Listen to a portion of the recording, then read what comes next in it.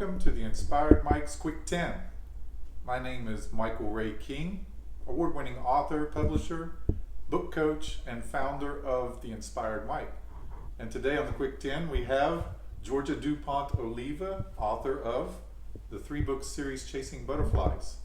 And we're going to talk some writing today.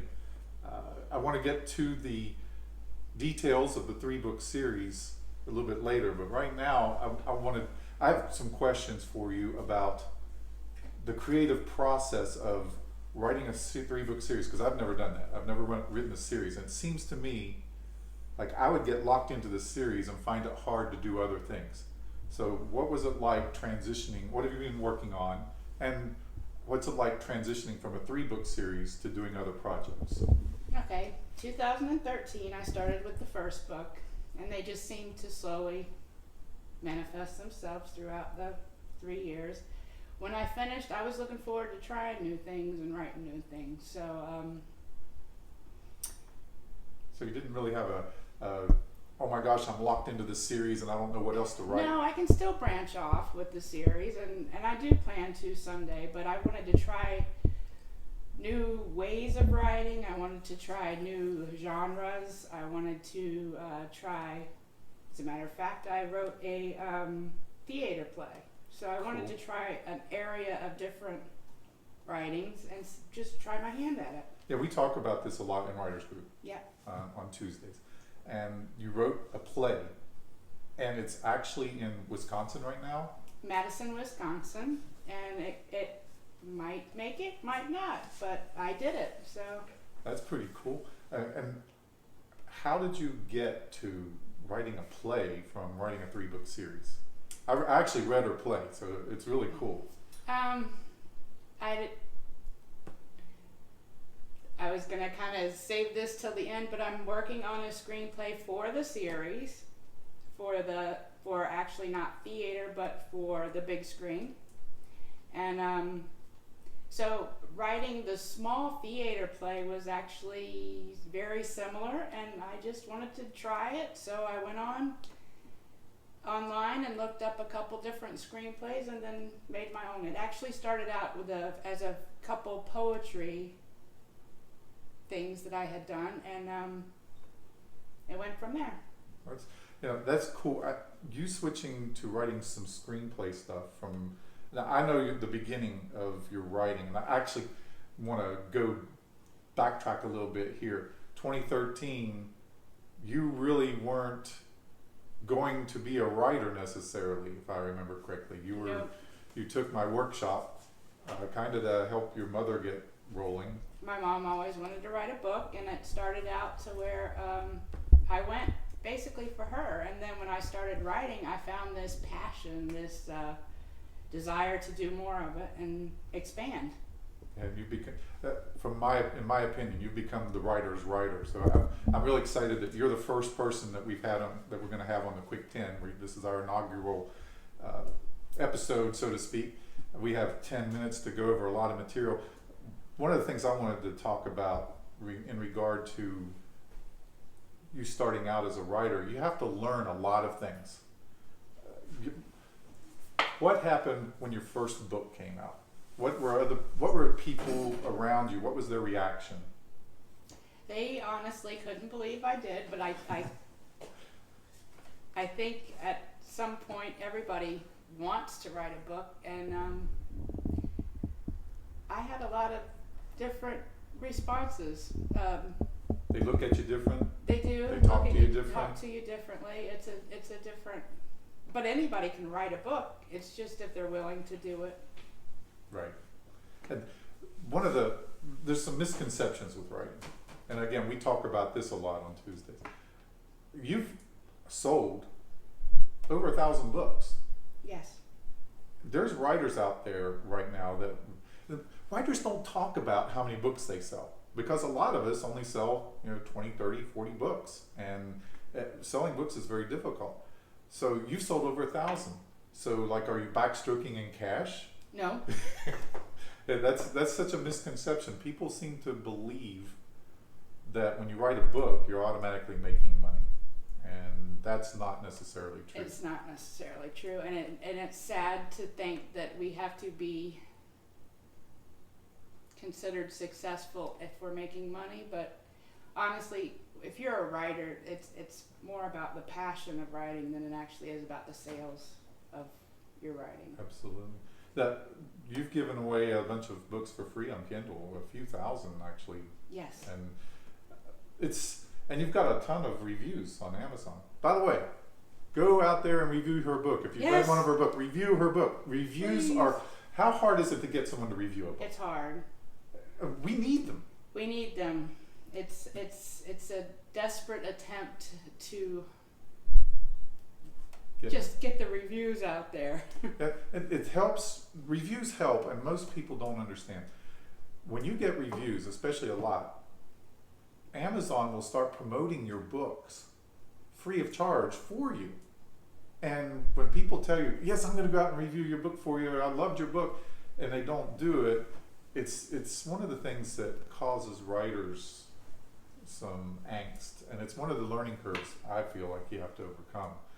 Because you kind of expect your family and friends to, yeah, I'm going to review it, and they don't.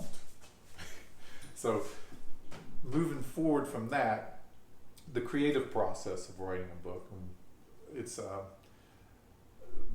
writers have a lot of excuses for not writing. And then once we start writing, no one's going to invade our writing time. It's like we defend our writing time. How do you deal with the struggles to sit down and actually write something, and then once you're writing it, how do you keep people out of your hair? Well, first off, I don't watch a lot of TV, but I do sit with my family as they watch TV. So I try to write every night as they're watching TV. I couldn't do that. Even the slightest bit of break time, I try to. Writing to me is almost a enjoyable escape. So I try to write a little bit every day just to stay into writing, no matter what it is that I'm writing. A lot of times when I do get caught up in a creative writing, it pulls me to write. And there's times after everybody's asleep that I sit down and write. So I try to make sure I write a little every day to keep the juices flowing. So if I tried to write while the TV was on, I would get so sucked into the program, I wouldn't get anything done. But every writer seems like they have their different comfort zone and happy spot. Like I like to write in restaurants where there's a lot of white noise. And I also like to write out at the park where there's, background noises of wind and maybe kids playing and stuff like that. But I can't write at home with my kids around. I just can't. And you write with your family all around you, watching television, and you're able to zone in. And I didn't say I edit at that time. Well, no. I did say I write. I tend to escape sometimes when it's chaotic, and writing is a type of escape for me. So I do write when it's quiet, but I don't seem to come up with this creative stuff when it's not chaotic. so projects you've been working on, I know you have, I've lost track of all the things that you've been writing. So just name, we know that you've done a play that is up for maybe getting produced, and you've also written a screenplay, but you've also done a few other things. So what are those? I did a short story for A Night Like This, which all the proceeds were donated to Christmas Come True. I have submitted a story to Chicken Soup for the Soul, and hopefully they choose it. Screenplay. You've written some short stories too. Quite a few short stories. That brings up a question for me. I was a short story writer and a poet, and I found it difficult to transition to writing long fiction, like writing a novel. In fact, my first novel was written with three other writers. There were four of us that wrote the novel together, because I kind of felt like I needed the help, and we all thought it was a great idea. So you wrote 3 novels, and then you started writing short stories. Did you have was there a struggle to transition between the two? The first couple it was, but now I see I am actually back to writing another novel. It's going to be called Sisterly. There you go. I knew there was something else. Supernatural thriller, and it's a whole different area of writing. But I have noticed where the short stories has helped me in my chapters learn to have a hook to move on to the next chapter. I have noticed where the screenplay has actually made me more of a visual writer than a telling writer. Because you have to actually describe out The scenes and everything that's actually happening. And I'm noticing my writing, each time I do certain things, my writing is improving. Yeah, that's why I'm such a proponent for poetry. You can pack a whole lot of stuff in a little small space if you learn to write poetry, and it really helps you in your longer work. Well, at first the short stories, I was really liking writing the short stories, and I'm like, oh, I want to write a long novel again. So I've started it, and I'm seeing a big difference just from writing the short stories of how each little chapter is almost a little short story of its own as we move on in the bigger picture story. And you were telling me the other day it helps you with cliffhangers at the end of each chapter. Yeah, it has that little hook. Keep them turning those pages. Yes. So let's move over to your 3-book series. Now, I remember when you first started this, and I know the answers to these things, but this is for other people here. What is the basis for your first book, Magical Garden? Okay, Magical Garden started out where it was going to be a memoir of my life.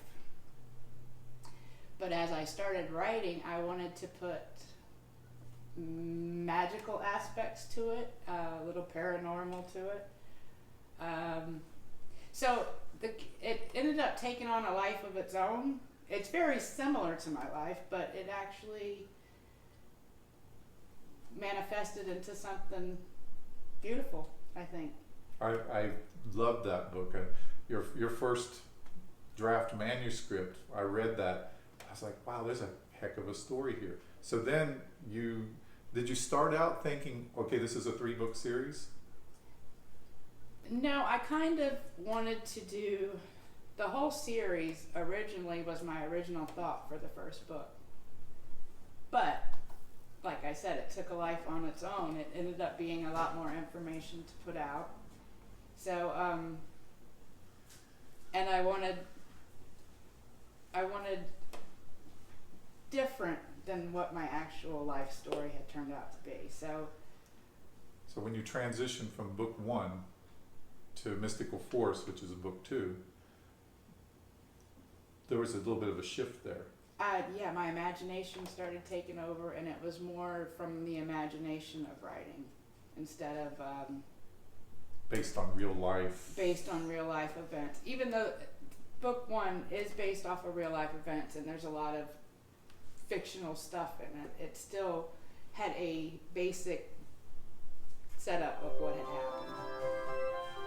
All right, so in book 3, which is really cool because the shift from book 2 to book 3 was you went into a future time. So you actually have sort of like a time travel.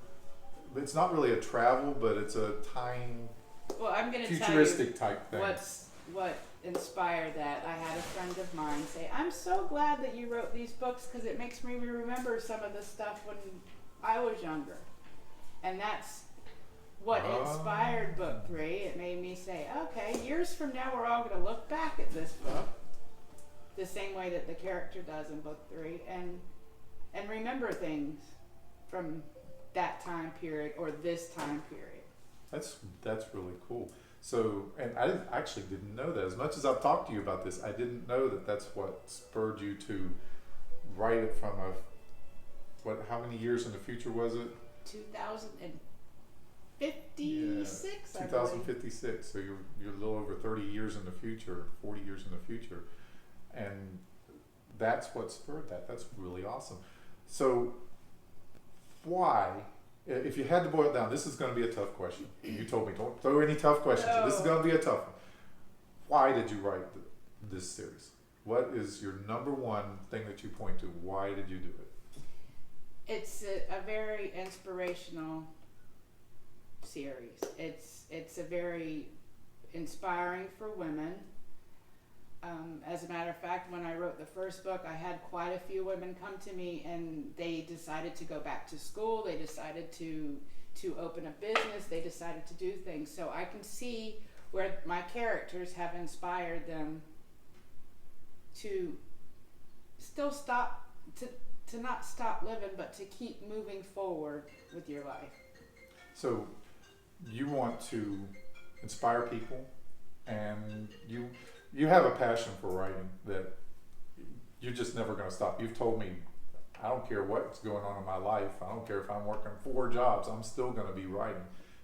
That's something to me that we alluded to earlier about judging success on sales versus judging success on personal satisfaction. Now, all of us who write want to make money. we want to make money so we can write some more. That's what we want to do. But you are a writer's writer because, in my view, because you will write no matter what happens. And so the passion for writing is probably inbred in you like till the day you die from this point. That's my observation. I would like you to tell people where they can get your books, because we're probably at the end of our quick 10. So where can they go to get your books? You can go online. They do have them online. Amazon.com, BarnesandNoble.com, BooksAMillion.com. Even chapters in Canada. Just found that out yesterday. Oh, even in Canada. All right. Locally here at Flagler County, you could get them at By the Sea Gifts in Flagler Beach, Change Jar Books in Flagler Beach. I have donated books to all the local libraries if you just want to read it before you purchase it.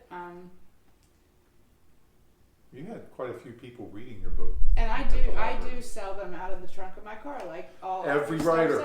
I carry my book everywhere books where I want to go. You have to have. So if you run into me, I got some in the car. That's right, and we do take debit, credit, and cash and checks and all that good stuff. The big thing that I want people to do in viewing the Quick 10 is to get a sense of what it's like to be a creative person, and in this case, a writer. And the struggles we have. I want just to give a little taste of, we really need book reviews. So if you go out to the library and you read the book, please go out to Amazon and put up a review. And if you purchase it, same thing. Give us reviews, so that gives us more exposure, and it allows you to have the money so that you can write some more. Yes. And do you have anything else you'd like to say before we close off here? I think I've exhausted our 10 minutes plus, so we'll probably have to edit some of this out. But I thank you for coming to the Inspired Mike's Quick 10. And the Inspired Mike, we are the voice of creativity here in Flagler County, and we're looking to expand that. And come out and visit us sometime at the Europa in European Village. We will be having an event every third Thursday of the month. You can check our website out. It's theinspiredmikeus.com. Thank you so much. Thank you.